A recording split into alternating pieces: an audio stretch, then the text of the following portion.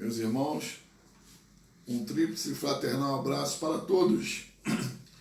O meu nome é Newton de Alcântara Filho, eu sou o mestre maçom da loja Augusta Respeitável Loja Simbólica Jesus Cristo, número 1718. Há 38 anos que eu estudo loja simbólica, estudo simbolismo maçônico. Eu tenho 33 anos de mestre talado e eu posso dizer que virei um oficineiro, porque foi o que eu busquei estudar durante esses meus 38 anos e meio de maçonaria. Por isso é que eu batizei os nossos vídeos com o título de A Loja Vista por um Oficineiro. Meus irmãos, eu gostaria de dizer o seguinte: eu não tenho o objetivo de dar curso nem palestras aqui. Eu gosto de fazer um vídeo onde eu me proponho a conversar com os irmãos. Lamento que nós não possamos fazer um debate ao vivo, porque eu me sentiria muito mais à vontade e ficaria muito mais contente. Mas a gente faz de conta que é uma conversa bem informal, uma coisa com muita informalidade. Hoje o que eu gostaria de falar é sobre objetivos e objetividade em loja simbólica. Meus irmãos, o que eu vou falar agora pode até ser segredo para vários maçons, porque eu acho que muitos maçons não pararam para refletir sobre isso. Mas a loja simbólica, ela existe, a atividade principal dela, o objetivo dela é a transformação do profano em maçom. Não tem outro objetivo. E vocês observem que tudo gira em função disso, tá certo? O único produto que a maçonaria trabalha é o ser humano. Ela não produz material, não produz carro, não produz nada. Ela trabalha para a transformação do ser humano. Então é com isso que nós temos que nos preocuparmos. E sendo assim, o que é o mais importante na maçonaria? É a loja simbólica. Nós temos que nos aperfeiçoarmos para quem? Para ela. Nós temos que estudarmos cada vez mais para quem? Para ela. O que mais interessa a gente na maçonaria? A loja simbólica, em particular a nossa. Então, é baseado nisso que eu estou sempre falando sobre essa mesma coisa, batendo nessa mesma tecla, porque eu vejo muita dispersão, muita falta de objetividade, falta de perseguir os nossos objetivos. Os irmãos, não sei se já observaram, nessa situação agora de Covid, o que eu mais vejo são lives que falam de muitas coisas, mas até hoje eu só vi uma live falando de evasão na maçonaria, que é um assunto que interessa realmente as lojas simbólicas. Os outros assuntos são assuntos que não falam da organização e nem do funcionamento da loja simbólica. E será que não tem importância isso? Bom, então essa era a questão que nós queríamos traçar. Então nós vamos analisar aqui como traçar os objetivos e como monitorar para saber se você está no caminho para atingir esse objetivo. E depois vamos falar alguma coisa sobre objetividade. Meus irmãos, observamos que atualmente, e como isso já vem se arrastando há alguns anos, muitas lojas vivem do passado. Aliás, a própria maçonaria também, às vezes, vive muito do passado. E o passado não garante sucesso no presente nem no futuro, não. E tanto é que nós vemos hoje lojas centenárias que já bateram coluna, lojas centenárias que estão muito fracas e lojas centenárias que, se nada for feito, vão bater coluna também. Meus irmãos, então eu já falei sobre o principal objetivo de uma loja, que é iniciar e formar mestres maçons e aperfeiçoá-los. Aí, você dentro de uma loja, você tem os seus objetivos permanentes. Por que eles são permanentes? Porque você vai ter sempre que atingi-los. Como, por exemplo, iniciação é um objetivo permanente, a elevação, a exaltação, eleição de administração de loja, posse da administração de loja, instalação de veneráveis. Meus irmãos, e outro objetivo permanente, que é da iniciação, eu não sei se muitos irmãos já pararam para pensar, Mas se você for pesquisar no ritual do grau 1, esse aqui, ó, do rito escocês antigo e aceito do Grande Oriente do Brasil, praticado no Grande Oriente do Brasil, você precisa em torno de mais ou menos 35 mestres maçons para ocupar todos os cargos em uma loja. Aí eu pergunto, será que quem previu esses 35 cargos não sabia o que estava fazendo? Aí eu pergunto, deixo uma pergunta para os irmãos, qual loja que vocês conhecem que tem 35 irmãos mestres maçons ocupando todos os cargos? Ainda não estou falando das comissões, que também precisam ser ocupadas. Então, os irmãos observem aí que já tem um objetivo que nós não estamos conseguindo atingir. E pouquíssimas lojas devem estar conseguindo atingir esse objetivo. Aí nós temos os objetivos secundários, que são aqueles que vão ser atingidos para fortalecer o objetivo principal. Como por exemplo, você às vezes tem que contratar uma internet para facilitar a instrução e a comunicação da loja com a sua obediência. Mas esse não é o objetivo principal. Isso é um objetivo secundário. Ele serve para fortalecer o seu trabalho e para atingir o objetivo principal. E tem um objetivo transitório, que é aquele que é criado para atingir uma determinada situação. Por exemplo, reforma do templo da loja.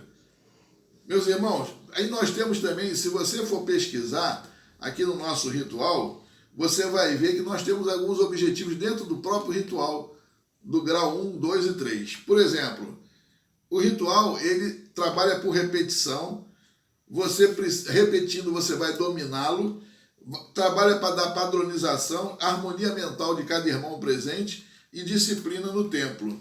Aí você tem aqui, nessa sequência, vários objetivos que você tem que atingir até chegar ao encerramento. Eu não vou citar esses objetivos porque eles estão dentro do ritual, os irmãos sabem melhor do que eu. Mas, por exemplo, vou dar um exemplo. Ata. A ata, você tem dois objetivos em relação à ata numa ritualística. O secretário confecciona uma ata e o secretário lê uma ata para que ela seja aprovada. Isso é um dos objetivos da ritualística. Meus irmãos, um objetivo, ele é alguma coisa que tem que ser mensurada. Você não pode, por exemplo, traçar como objetivo assim, você vai dar uma aula e vai dizer assim, o objetivo dessa aula vai ser para os irmãos entenderem o que eu vou falar. Aí, o que é entender? Você não sabe o que é, você não tem como mensurar. Você entendeu? Eu entendi. Mas como é que você vai mensurar se ele entendeu ou não? Agora, quando você bota um objetivo assim, reconhecer, ele vai ter que mostrar para você que ele aprendeu porque ele vai reconhecer, identificar, isso tudo está na aula. Agora, uma outra coisa importante que o professor deve fazer numa aula, porque ele quer chegar ao objetivo da aula, que é o final, no processo da aula, ele faz avaliações periódicas. Para quê? Para que ele saiba que os objetivos dele estão sendo atingidos no decorrer da aula. Senão ele chega no final da aula, vai avaliar e vai ver que ninguém entendeu nada. Aí a aula já acabou. Ele vai ter que repetir uma aula para poder voltar para os alunos conquistarem aquele objetivo. Então, o objetivo ele pode ser uma conquista, né? Agora, normalmente, como eu falei, que ele é mensurável, tem que ser um verbo que caracteriza uma ação. Por exemplo, construir, levantar, reformar, renovar, iniciar, elevar e exaltar, por exemplo, são 3 verbos que caracterizam uma ação. Então vocês observam que o nosso ritualista aqui, no nosso grau 1, grau 2 e grau 3, ele botou um verbo que caracteriza uma ação. Então ele já tem essa sabedoria. Agora, nós temos que aproveitar, meus irmãos, as experiências e casos bem-sucedidos em outras lojas. Nós temos que dialogar, nós temos que debater. As nossas obediências, elas têm que promover encontros entre os irmãos de loja para que eles troquem experiência. Tá certo? Agora, ao mesmo tempo também, nós temos que ter humildade. Quem perde a humildade para de aprender. Mesmo que o irmão tenha ido ao grau de mestre, ele tem que entender que existem vários estágios de mestre. Você, cada vez que o ano passa, você aprende mais. Então, procure saber com quem já fez uma experiência bem-sucedida. Agora, e você tem que ter sempre objetividade. Não fugir aos objetivos. Infelizmente, isso acontece muito na maçonaria. A começar nos nossos grupos de zap. Por que tem problemas nos grupos de zap?